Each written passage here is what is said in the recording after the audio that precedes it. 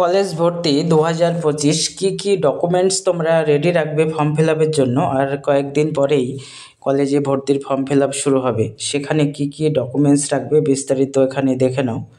প্রথমেই উচ্চ মাধ্যমিকের মার্কশিট এবং সাথেই সার্টিফিকেটও রাখবে, উচ্চ মাধ্যমিকের মার্কশিট এবং সার্টিফিকেট। এরপর মাধ্যমিকের অ্যাডমিট রাখতে হবে, যেখানে বয়সের প্রুফ লাগবে, মাধ্যমিকের অ্যাডমিট। এবং 3 নাম্বার কাস্ট সার্টিফিকেট যদি প্রয়োজন হয় এসসি এসটি এবং ওবিসিদের ক্ষেত্রে। পরবর্তী 4 নাম্বার আধার কার্ড অবশ্যই রাখবে, আধার নাম্বারটা প্রয়োজন হবে ফর্ম ফিল আপের সময়। 5 নাম্বার হচ্ছে ফটো এবং সিগনেচার, অ্যাপ্লিকেন্টের ফটো লাগবে এবং অবশ্যই সিগনেচার লাগবে।